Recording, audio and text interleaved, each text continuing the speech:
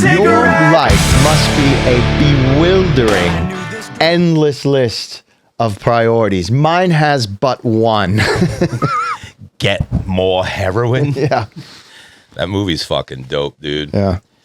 What do you guys want to talk about? I don't know. I want to talk about fucking movies. I watched a fucking gem yesterday called Trap House.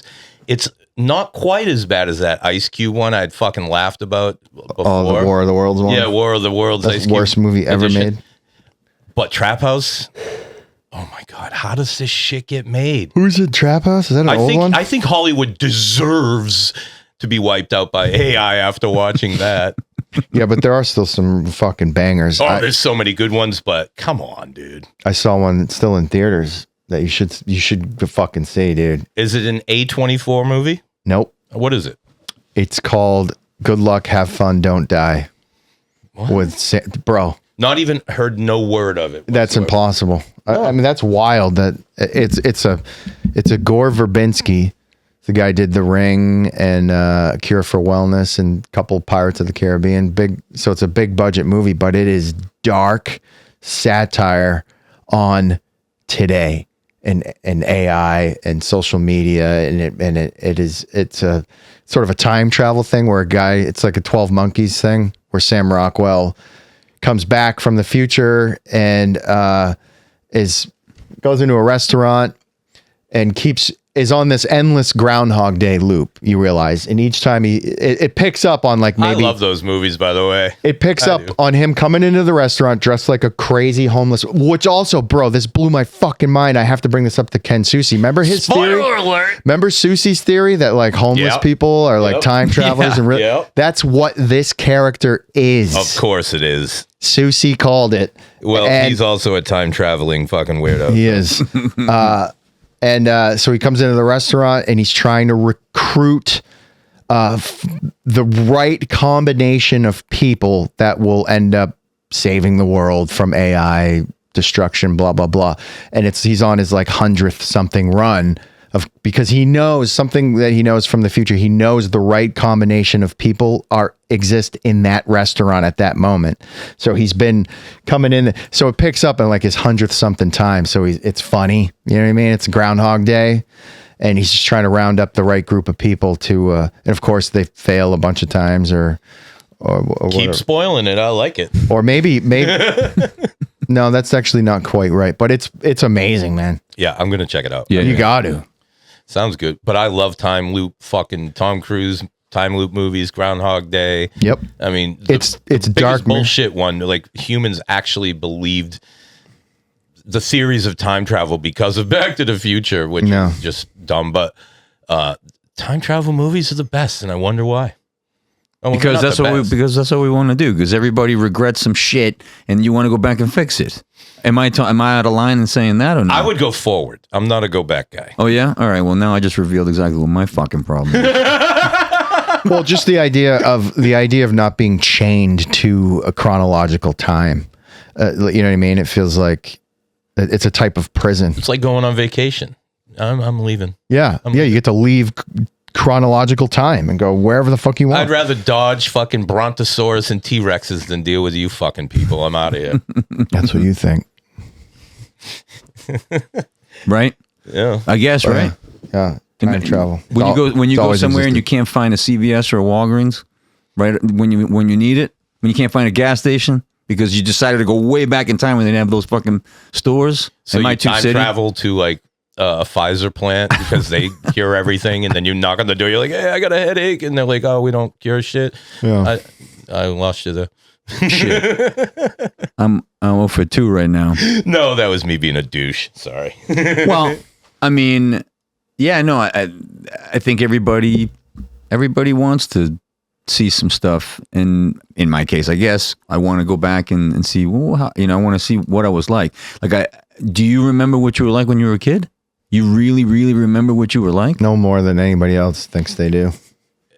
Interesting, because supposedly your memories are just you remembering the last time you remembered. So yeah. So it's yeah. like when we started shooting, and I'd like to actually, that's the thing. I have to finish what we started, like a documentary for my father. And the reason why we wanted to do it was because I don't know my father. Like, I don't know my father before me. Same here. And but I also don't know him through those first impressionable years, other than knowing he's a super hard worker and all the things that I know about my father. But he was 28 or 29, right? So what happened in those 28 or 29 years that, like, would he want to hang around with me? Like, I'd be like, yo, my father was like 21, so that's even weirder, I think. But your father was like a man at that point.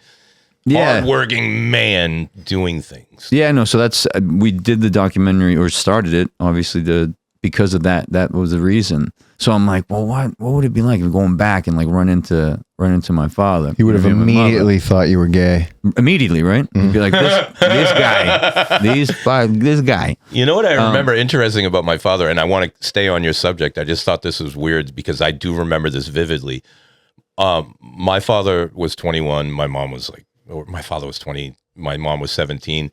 But my father worked as a mechanic at Natick Ford, and he had bought 2 houses by the time I was 6.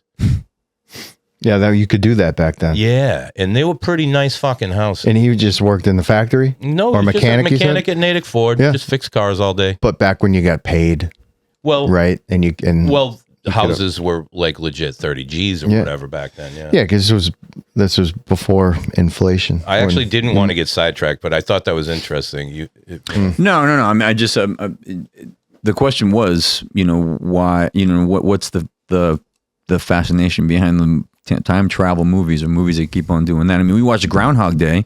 I mean, he's righting wrongs, or he's trying to get his life right to achieve a goal. Right, which is all supposed to be symbolic of what the spiritual experience actually is, anyways. Right? You every single version of yourself that could ever exist does exist, and this is the channel that you're on. But even in this life, if you were able to pay attention to all your situations, as in Groundhog Day, you would see that you're in a loop of different situations, and if you're not learning or paying attention, it just keeps happening. But once you pay attention and learn, like, whatever it is, it doesn't matter what it is. That's how you transcend. You will transcend. And it could be something stupid, like you never pay attention to someone's name when you meet them. And then finally, after 30 years, you're like, I will only pay attention to this person. Like, that's fixing a piece of yourself, but transcends a decent word, because it doesn't happen until you grow in some kind of way to even accept that. Why am I not remembering this person's name, or whatever that thing is, Yep. You're on an endless loop. Not to say that, I would want to go back and fix the shit that I made that's not broken. What would you fix? But you did. What would I fix? What if you're on a timeline where you did go meet right now? You went back and fixed something, but both they all exist. You know what I mean? There are timelines that exist where you are dead already. There are timelines that exist where you made horrible decisions, like every possible. Yeah, but the question is, what would you change? And for me personally, 0. Yeah, not a fucking. That's probably the right way to think about it. You have to. Yeah. I mean, unless you're not grateful for everything you have now. I'm grateful for everything I have now, and I'm grateful every day. So I'm like, okay. But most people would eliminate some negative they did, and it's like, I think that's what I'm talking about too. Change, right? It doesn't change anything. Well, I'm the one with the problem. I'm the one that bothers me. I'm like, man. No one else on earth thinks about it like you. No. Facts. Nobody's paying that close attention. Get over yourself, Frank. Absolute facts. But that's also transcending spiritual growth. And then once you realize that, like, I'm not trying to shine a light on you, but you brought it up. No, like, do it. And I don't think it's a negative. I think it's actually important. But of all the people I work with on the regular, you care about how the cameras are or whatever more than most. And we mentioned something earlier today. I don't know if we were on the pod or whatever, but it was like, once you let go of that, like, that's just a little bit of a growth, because it doesn't change anything. Like, the way I thought about it, I was like, look at your fucking face, dude. You look terrible on pod. I'm like, what the fuck am I going to do about it? You know what I mean? What am I going to start doing those LA, like Hollywood chin exercises so I don't look like a fucking mule or something? I'm just like, whatever at this point. Whatever. It is what it is. Looks like I, fucking chewed on a fucking telephone pole when I was a kid. Whatever. Okay. But well, I mean, if you got to let go. And once it doesn't bother, you can grow. Yeah. Right.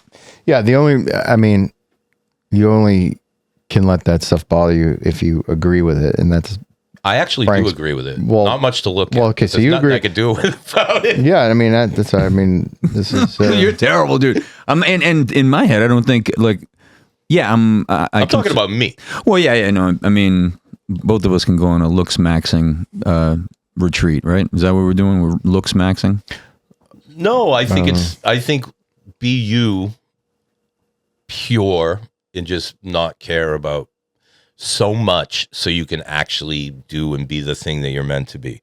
Like any kind of thing that holds you back. Like, I don't know if we were potting, but somebody had said something about public speaking, and it's not the public speaking that holds you back. It's the shame of, the people watching, whatever. Right. Like, but once you can let go of things like that could be one of 1,000 things. But now you're starting to be more yourself. When you can do things, little things like that, all through your life, you start letting go of the little things that bother you.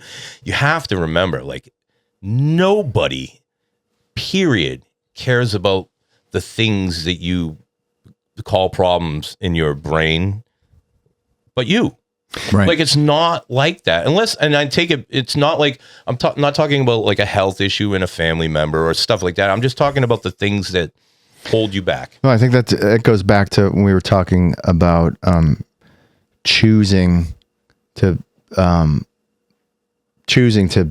feel like you're in heaven or hell, choosing certain things that you can choose. I think confidence is the same, where you don't earn confidence. You have to just choose to actually be confident. And if you have to trick yourself into it for as long as it takes until you actually believe it, and then what do you care about what other people may think about how you look on camera? You're already your biggest critic anyways. That's exactly right. But like, choose to be confident. Like, man, you know what? I think I look okay. So I don't even want to harp on that part of it, but honestly, it's anything within you that you find to be a block. If you're honest with yourself, I think I friggin' am always battling with like trying to like, I'm like Atreyu when he's walking through like the, you know what I mean? Those two statues and fucking exactly. Never-Ending Story. He's like, be confident. I'm like, and then one thing fucking happens in the corner of my eye and I'm like, holy shit. And then I start backing up, or I gotta run forward and jump out, jump over it or whatever. But I don't know. I figure everybody was like that, but I don't know. Everybody is like that. Yeah. Except for the ones, look, one of you guys just said something about, or just pretend or whatever. You can and should pretend if you're not confident, like, because that's all confident people are doing anyways, is they're pretending. You fake it till you actually make it. So people can also pick up on really, really insecure, fake confidence, because that always comes across as narcissism and arrogance, and that is not good either. Yeah, you got to fake it until it's real. You're faking it until it's real.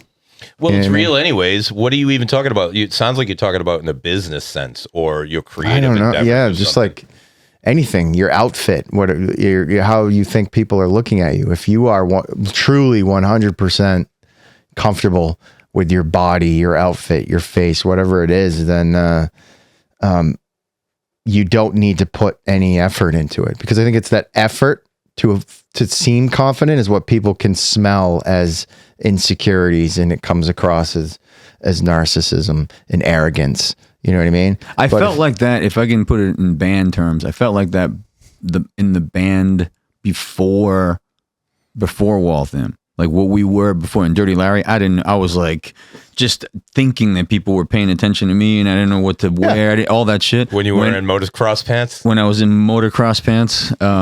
Yeah. Yep. But that was. But when Waltham happened, and from that point on, I felt super confident because I was like, holy shit, the epitome of confidence. yeah, man, because I was like, well, this is what we look like. We're Italian kids from the suburb. We're not from a Boston band. Like, I would love to say that we're a Boston band, but that only goes over well when you're not trying to explain where the fuck Waltham is to somebody in the airport that's talking to you. You know what I mean? You're like, well. So for me, from that point on, singing about what I sing about, or writing what I write about, and just looking the way I did post my childhood band, I felt confident. So I wander around standing straight, feeling good in that respect. But there's always that thing where you're just like, okay, well, A Tale of Two Franks. where there's, well, we talk about, cameras being set up and whatever. It's one of those things where you're just like, well, what do you think people are thinking? Like, how dare you think for other people? Yeah. Like, that's really what it is. You're I'm like, thinking for them. Yeah. right. And I stop myself, trust me. But I think that's the only way I can put it into words, is that's what I would do before you stop and say, get over yourself. What who do you think you are? But that's not the guys that would literally grab a girl by the chin and sing it to a packed house right into her fucking mouth, really. Oh, baby, I love you and all this shit. And you did it like Elvis, and you did it all the time, and you walked around the stage that way. So none of that makes sense to anyone who doesn't quite know you as well. That just makes no fucking sense. If you meet a stranger who's a Waltham fan, they'll be like, oh my God, it's like meeting Rick Springfield. And then you're like, hey, how you doing? And then you become Frank, and it's like, who's this guy? He's a little more humble. I feel most comfortable when I'm doing, obviously, the band stuff on stage. But I notice, you ever notice people just over talk and just go ahead and talk too much, and you can tell that they're a little nervous. Yeah, it's me. Well, I'm not, I think it's just everybody. So when I think, all right, do I talk too much or not talk enough? Just that thought process, I've had to slow that down over the years. And now I think for me, I'm just kind of like, well, I'm glad I'm still alive. I'm here. I got so much to be grateful for, and have my family and my closest friends and friends that I've had for years. We're not talking about, I can make fast friends, I guess, in the situation comes up, but for the most part, this is long game for me. I admit when I'm wrong, so I can ensure that those friends of mine know that, oh, well, he's not, he's not full of shit. He's not using me for things like I'm okay. I'm that guy. So maybe that guy sneaks in after the show, and maybe I should still stay on. Be like, hey, if I can, shoot the invisible guns and be like, hey, if I can come and take a ride, woo! And then go, you know what I mean? And go outside and be like, but it's, to me, I'm like, all right, well, it doesn't, nothing feels as natural as when I'm able to just kind of just be Frank from Waltham. And that right there to me is like, well, that was such a relief, because before that, dude, I swear to God, I didn't know what to wear or what to do. I didn't know what the lyrics were about. I was just, it was a weird time. I wouldn't go back to that. Way back now to the beginning of the conversation where we said something about you can pretend or create or be whatever the fuck you want. You did that. He would be in the studio with the gin and tonic or whatever, with the ice rattling in the microphone. Like, oh, I need a girl to sing to. And I'm just like, who the fuck? Those takes came out good, though. Well, for whatever your process was, you faked it until you made it. You faked confidence until it felt sincere and genuine, and then there was no longer any effort being put into it. Well, it was an elimination diet too for my brain. Right. Like, just take away things that I knew just didn't, just felt like it was almost like taking off accessories. Like, just cut away the fat, cut away whatever, and what was left was the one thing that I could wake up and look at myself in the mirror and be like, yeah, that's you. Cut the hair, cut the motocross pants. You guys keep on harping on the motocross. Dude, I would ride that with... shit was badass. Yeah, no, I'm harping on it. Those are awesome. Just bring those back. Yeah. Parachute pants too. I love that. I loved all that shit back then. Everybody should dress like fucking peak Michael Jackson. Oh my God. Thanks. Well, I appreciate the therapy. You guys all know now that, that I can get insecure too, but not when I'm on stage singing Waltham songs. That for sure. I feel 100%. We also learned that you would travel backwards in time instead of forwards. Yeah, no, I don't want to see what's up. I mean, I don't know. Do I want to go in the future? What the hell am I going to see there? Like, well, I might not be there. Who cares? Who cares? Well, you just be a different version. Yeah, your energy will turn into. You'll be like a lizard or a fucking, a little guy in a rice paddy in Vietnam. Fucking. I feel like we're in the past now. I feel like I'm in a black and white photo. By the time it comes out of your mouth, it's in the past.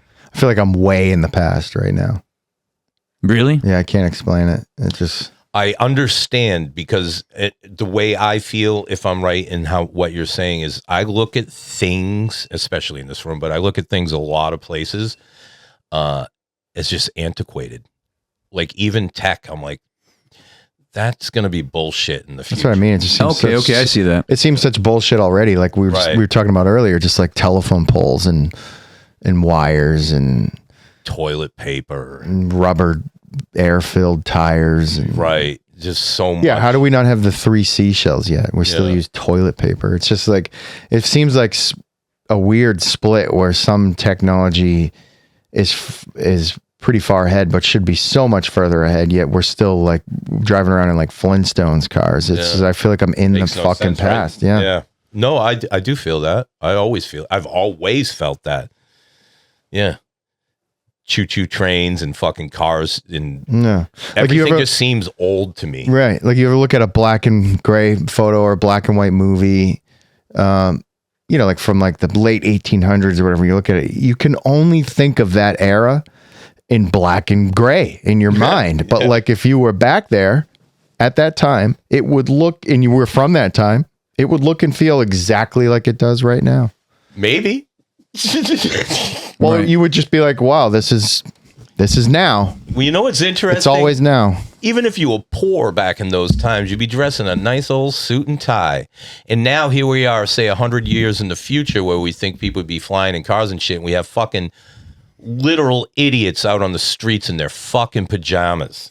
It's idiocracy. It's idiocracy. And they do happen to be wearing, what are those alligator shoes? What the Crocs. Fuck? Crocs, yeah. Yeah, they're wearing those and pajamas. And idiocracy got a lot watering right. their fucking gardens with Gatorade. I mean, we're in a weird spot. Yeah. Just saying. Do the kids know any better that they're in a weird spot? That we're in a weird spot? Some, yeah. Like some kids that are kind of rebelling against the AI stuff, and they want the gritty, tangible music and art, and they're into the old movies and the way things used to be done. So it does seem like there's what generation is that? Are they Gen Z? What's Frankie? Alpha. Right? Alpha? Yeah, because Press would be Gen Beta, I think, or she might be Alpha. No, it's all right.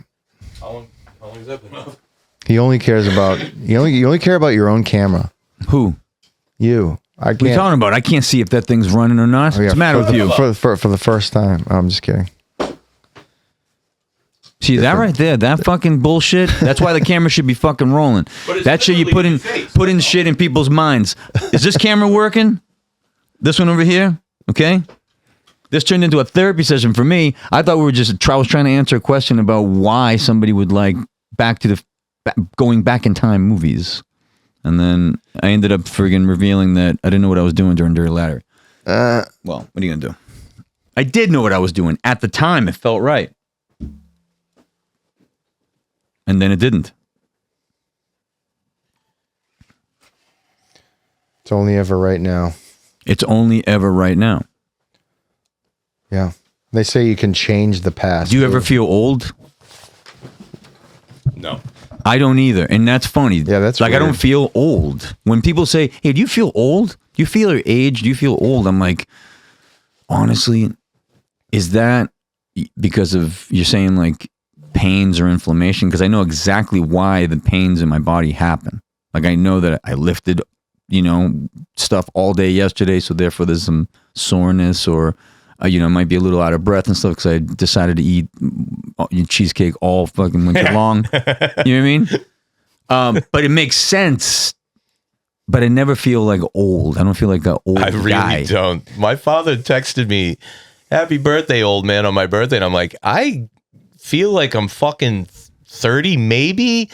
I don't even want to hang out or see old people for the most part. Like But that's what's crazy. Who you hang out with. I'm not down right now. There's always a group that we look to as they're old. Like when you were in high school. Oh, I am old. I know people look at me. No, as I understand old. that. I get that. No, I know that. But you're talking about how we feel, because I agree. I don't feel like I'm in the old category either. But when we were in high school, obviously this would be the old guys. But I feel like the same kid that was looking at the 40-year-olds going, man, they're old. I feel like the same person. Now we look at 80-year-olds and go, man, that's old. When are we going to feel like, oh shit, yeah, we're there? Never. That's how it feels now. Yeah. It's like hard to. You just rock till the fucking wheels fall off. That's it. Just keep going and shut up. Gen X, dog. Yeah. That's it. You just keep going. I hear people complain about feeling old all the time, though. And I'll kind of fake it sometimes. Every once in a while, I'm like, I'm a little tired, but like, I felt tired in high school. But that's the question. Do you feel old? No. Or think my brain old? Doesn't know. Right. That's what I'm saying. Like, what does that feel like? My maturity does not feel old and mature. I still feel like we had a blizzard 2 weeks ago, and me and my wife went and shoveled essentially 3 driveways, and it was hard, and it took like an hour and a half, and I felt better the next day than I did after any one of my gigs from the time I was fucking 19 to like 35. Yeah. I don't know. So I feel pretty good. Yeah. I'm not in shape or anything, but you know, I'm about to go on tour for a month, and I'm going to be walking everywhere every fucking day in Europe. So I'm not afraid. I like it. I want to keep moving. Like, you start moving, it's harder. Yeah, no. You got to keep moving. So would feel old? Would feeling sick be feeling old? Yeah. I don't even want to talk about that. It makes me sick to even think about yeah. it. I mean, that's why. I mean, I'm not trying to go down that path either, really. But I'm saying, like, is that what it is? Because I don't feel that either. Yeah. Thank God. Looking old. Right. Well, that's what we were talking about already. I feel like I look old, and it just happened like 3 years ago. I started looking old, and I'm like, damn, but. Dude, I think we were looking old in our 20s, man. I was already an old guy in my 20s. Yeah, no. Yeah, but you were talking about the state of mind, though. Yeah, 100%. Like the body, fine, whatever. I feel like you could. That psychologically, it is connected. Like you will age faster the more you're worried about aging. Sure. There are things you can do that there's a direct mind body connection there to slow down aging for sure. But like, but your state of mind, I still feel like a fucking kid. And I'm you know what? I can tell you what. Dumb. You're very similar to me. In the businesses that we're in, they're youthful businesses, and you become the average of the ones that you have to deal with and all of that. And, giving tattoos to people, it's a youthful business for the most part. And, being in the music business is for the most part, even though a lot of my clients are older, it's a youthful business. You got to stay cool and young and all that. It's like part of the gig. Now, if you go to the PTO meeting in Frank, and then you go meet some of the other dads or whatever, I mean, what do you think? They seem like kids too, right? A lot of them? No, they're fucking. Nah, don't they seem like? Man, I'm telling you, that's fucking Tommy from high school. He's the same. He just got kids. He might be the same feeling, but same goofball, same mentality, right? Well, I don't know. When I meet my friends from high school, they're all the same clowns, same I have a energy. Very small group that are still like foot in the streets, kind of dirtbags from my youth. I think some people adopt the identity of being older or old. They just you know what I mean? I remember kids that were, in high school and stuff that just like, another pot of coffee for me. Never going to get through the final. And I'm like, that wasn't me. Yeah. Like, so that's, so they stayed the same. They stayed the same, I guess. Same thing. I don't know. If it's a feeling. You either stay old or you stay young, psychologically, state of mind. You know what I mean? Some of these people, you're right. Some of these people were old. We call them old souls or young souls, right? Well, there was a shift with the Gen X, being younger, more youthful as they get older, more so than other generations. I've said it many times. Like when I was a little boy and I look at my grandfather, was about my age. I'm telling you, man was like 120. There was like dust crumbling off him like he was a mummy. Like these people were old. I'm talking aunts, uncles, even that were like 30s, 40s when I was younger. And I'm saying not from a young person's perspective. Even as I got older, like they were like aging faster, younger, in my opinion, because I paid attention. But now people in our generation, are younger. Like it's not the same. A 50-year-old now is not the same as a 50-year-old in the year 2000. It's just not the same. Yeah. And mega jacked like 50-year-olds and even 70 or 80-year-olds now. And that will probably continue. I guarantee it will. Yeah. That's part of what I'm saying. Yeah. So, yeah. And so like our daughter's generation, they're going to be like 60 and look like they're fucking 30 or 25 or something. Right. For real. Yeah. Yeah.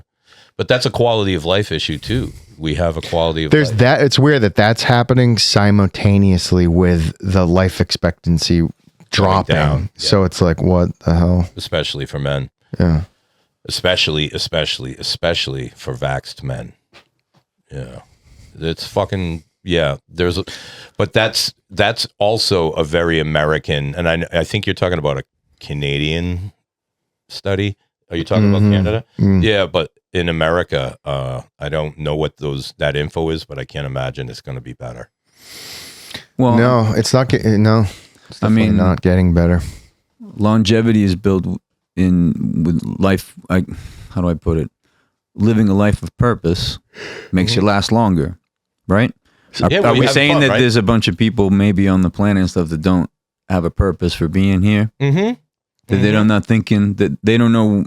Well, I don't know if they obviously didn't know why they were brought in. The parents didn't. The parents brought them in for their own reasons into this world. But if they don't live a life of purpose, then how are they going to last? There's a lot of them.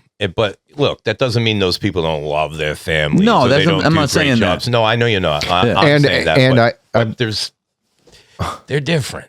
I also believe everyone has a purpose. If you wouldn't exist if there was no purpose. Like just because you don't maybe contribute anything that goes down in history. A lot of people live with no purpose, dude. I think there's a purpose for everything. There's a purpose for the fucking tree outside of the door. Not to All be right. totally well, that's a different level. And okay, I agree with you, but I'm just talking. It's just another humans. There's many without purpose. I feel like every single human exists because it is just another unique, whether you think it's special or not, it is another unique view that creation has of itself. I do think it's special. It's like every seat in the auditorium matters, but some are closer to the front and some are at the back, but like you're all in that auditorium. They're just, every seat is a different, unique, slightly skewed view of creation. I'm not saying that, dude. I'm saying, if we look at it from what's your purpose? Well, I live in the jungle and it's a tribe, and my purpose is I got to go get the firewood.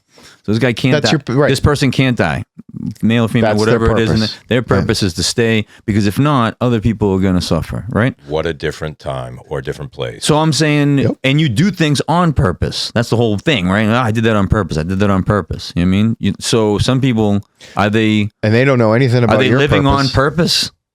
Like, or they got brought into the world and they're just kind of like, all right, what do I do now? And their parents are so caught up in their own bullshit that they don't tell them, hey, listen, your life, you live this life with purpose. You have to do something. And now it doesn't have to be what we tell you to do, but it's got to be something. Them. You just need to feel it and follow it. But to get back to what I said earlier, if you don't have purpose, to me, it just means that it's coming. It's not. Well, that's what religion was for, right? Religion for thousands of years was sort of the generic, here's your purpose. To serve God, or serve this or serve that or do that or spread the word, blah, blah, blah. And that was a generic sort of, well, I guess we're here because of God and we got to do this and we got to do that. But now people have lost that generic purpose. Some people still really... It's turned into do what thou wilt. Do what thou wilt. Of the law. Collect as much stuff as I can before the clock runs out. And like, that's not that's not real purpose though. Like Jim just said, you're really just watching the clock run down. Well, I'm saying it's. So you got to find something that isn't just purposeful in the material world. You do need to find some. I think you need to. I don't know the right word because it's such a turnoff for people when they hear spiritual, because they immediately will equate it to like an organized religion. I'm thinking of it more in terms of like relating to like quantum physics and what consciousness is, and energy can't be destroyed or created, and your consciousness is an energy and it will go back to source.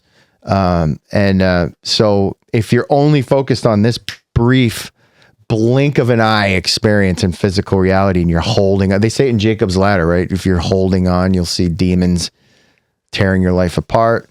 But if you let go, you'll see angels freeing you from whatever, blah, blah, blah.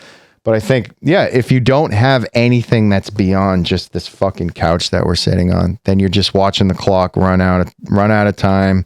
It's only going in one direction. You're going to collect as much stuff as you can before you fucking die. And it's abysmal. That's an abysmal, you're just constantly distracting yourself with like TV or alcohol or whatever it is, to not think about, well, fuck, I'm going to die. You got to deal with that. You got. I think that everybody's got a little nagging thing inside that says, "Oh, write a book. Oh, sing a song. Go paint your house. Build a fucking." Right, creative, or just really. Again, I don't know how else to explain. Really, truly appreciating the moment without it being some sort of a spiritual. It's hard to do that in a room like this or a world like this. You know what I'm saying? There's so much to take you out of it. Especially if you're unaware of yourself or your situation. Yeah, it ain't easy. Yeah. It's fucking gross, actually. This is part of why people are so sad, is they don't know what to do when they're alone, so they get back on that phone instead of dealing with problems. Yeah. Throw your phone in the trash. Talk to yourself for a minute. See what happens. I mean, like genuine meditation. I mean, I haven't done it in years and years and years, but I used to be obsessed with the idea of like deep meditation and self-hypnosis, and then, you know, like astral projection and all of the stuff that the human mind, all that shit too a couple of years ago. I want to get back into it because it's all stuff that the human brain is 100% capable of doing. Fun. Yeah, but so you were talking about time travel. It's like it is time travel. It is time travel. You don't need a piece of technology outside of you to do it. Right. And because if space is an illusion, right? And even quantum physics is realizing that we are in some sort of a simulation, which I believe is just the way to explain what physical reality is. It's your conscious, it's the non-physical having a brief physical dream, right? This is the dream. How many times have you driven down the highway and realized like 5, 10, 20 minutes later, like, oh shit, I'm like here, like you just kind of zone bowling. You got abducted. Yeah, something going on there. Yep. You're just running on fumes in the brain, but yeah, that's like what they say, like time speeds up when you're having fun or doing something you enjoy. Slows down when you're not. Yeah, like that's your perception, man. That's there's something to that. That's more than just, you know, deja vu, all of these things that like we can all relate to, but science hasn't yet explained it with numbers and math, but it's real. It is real. What? Israel? Yeah. Yeah. Nothing is real. Except where your dollars are going. All right. Well, look, that was weird.